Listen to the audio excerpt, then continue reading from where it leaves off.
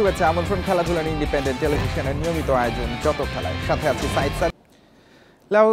লাহোরের সিরিজের শেষ টি-20তে বাংলাদেশের দিয়ে 197 রানের টার্গেটে ব্যাট করছে পাকিস্তান। এখন পর্যন্ত সংগ্রহ 1 উইকেটে 67 রান। টস হেরে ব্যাটিংয়ে নামে বাংলাদেশ। পারভেজ ইমন ও তানজিদ তামিমের ব্যাটে উড়ন্ত শুরু। পাওয়ার প্লেয়ার 6 ওভারে আসে 53 রান। 27 বলে 50 করেন ইমন।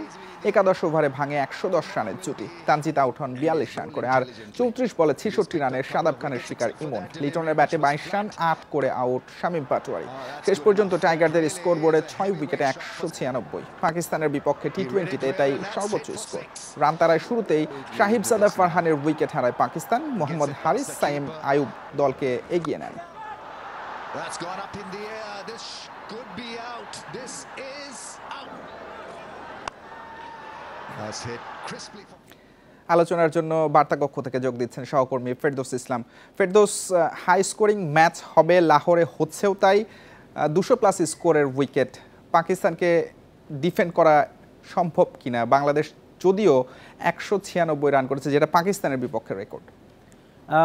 পাকিস্তানকে ডিফেন্ড করা হয়তো সম্ভব হতো যদি পাকিস্তান তার আগের সেটআপে খেলতো, যেই সেটআপে বাবর আজম ছিলেন, রিজওয়ান ছিলেন, তারা তুলনামূলক স্লো ব্যাটিং করতো। কিন্তু পাকিস্তানের এই নতুন সেটআপটা আসলে অন্যরকম। তাদের ওপেনিং থেকে শুরু করে মিডল অর্ডার, লোয়ার অর্ডার সবাই খুব বিধ্বংসী ব্যাটিং করে।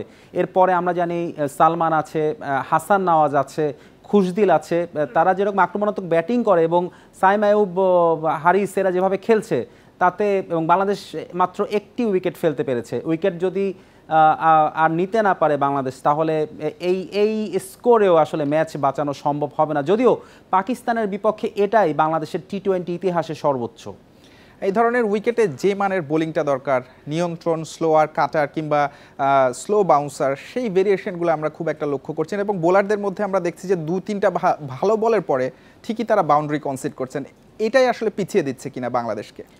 আপনি ঠিকই বলেছেন, ডেফিনেটলি। যেমন খালেদকে নিয়ে একটি আশা ছিল। খালেদ দীর্ঘদিন আমাদের টেস্টে বল করে আসছে এবং খালেদের যেটা একটা ভালো দিক যে খালেদ গুড লেংথে বল করতে পারে। প্রথম 4টি বল ভালোই করেছে, 4 বলে 1 রান দিয়েছিল, বাট এর পরের 2টা বলেই বাউন্ডারি কনসিড করে। এরকম আসলে ভালো বলের পরে যখন সেটা ধরে রাখা না যায় তখন আসলে মুশকিল হয়ে যায়। আমরা দেখেছি যে পাকিস্তানের পুরো ইনিংসেই হাসান আলী, আব্বাস আফ্রিদি তারা ভালো বল করেছে, যেটা স্লোয়ার ইয়র্কার, যেটা টি-20 ক্রিকেটে খুবই দরকার। এটা যদি কনসিস্টেন্টলি বাংলাদেশ করতে না পারে তাহলে ম্যাচ জয়, বড় দলের বিপক্ষে জয় কঠিন হবে।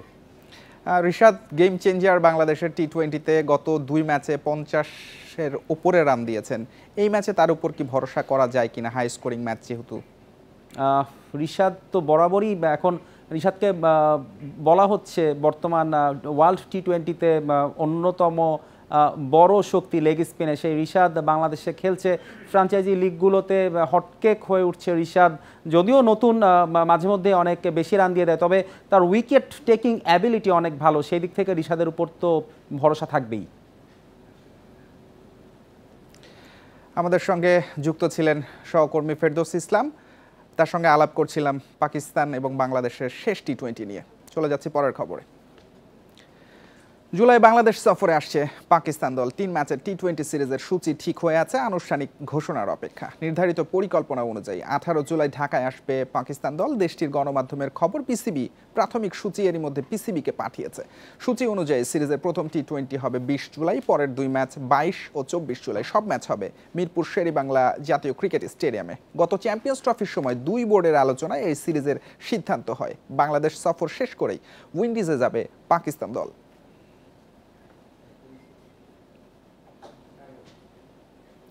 যতদিন বিসিবির সভাপতি থাকবেন একটা সেকেন্ডও নষ্ট করতে চান না আমিনুল ইসলাম বুলবুল। বলছেন জাতীয় দলের পারফরমেন্সের উন্নতিতে মনোযোগ দেবেন সব কিছুর আগে।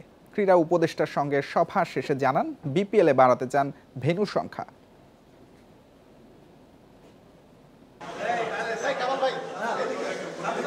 সভাপতির দায়িত্ব নিয়েছেন 48 ঘন্টাও হয়নি, ছুটোছুটি শুরু হয়ে গেছে বুলবুলের। জাতীয় ক্রীড়া পরিষদ ভবনে 5 পরিচালককে নিয়ে দেখা করেছেন ক্রীড়া উপদেষ্টার সাথে। ক্রিকেটের উন্নতিতে স্বাধীনভাবে কাজ করার আশ্বাস পেয়েছেন সেখানে।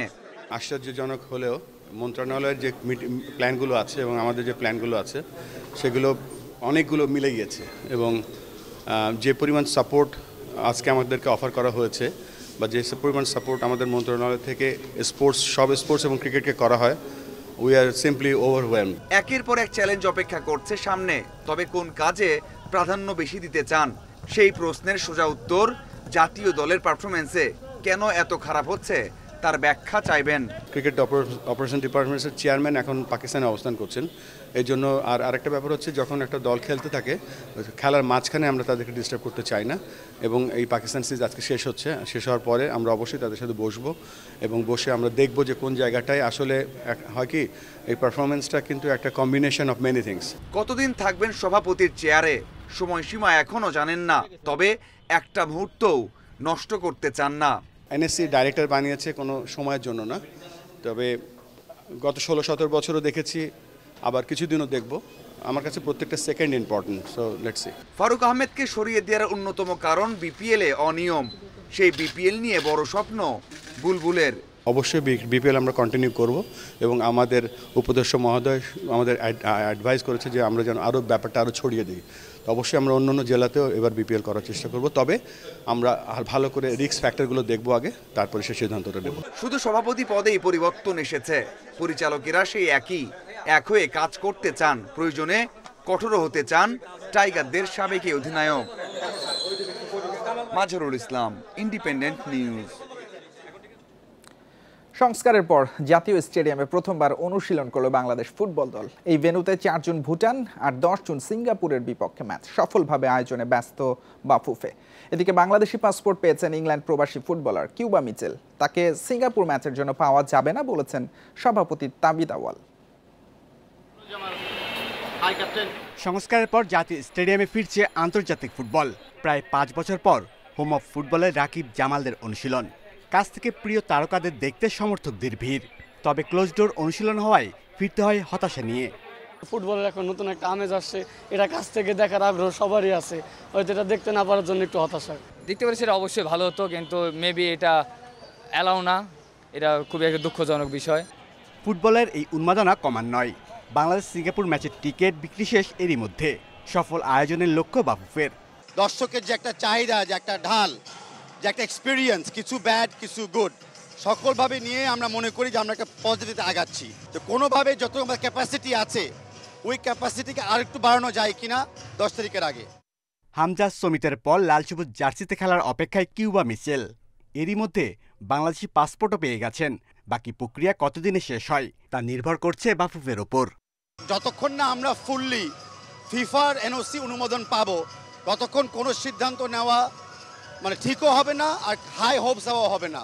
বাট ইভেনচুয়ালি সব খেলোয়াড়গুলাই আসবে, ফিফা অনুমোদন আমরা অবশ্যই পাবো, জাস্ট সময়ের ব্যাপার।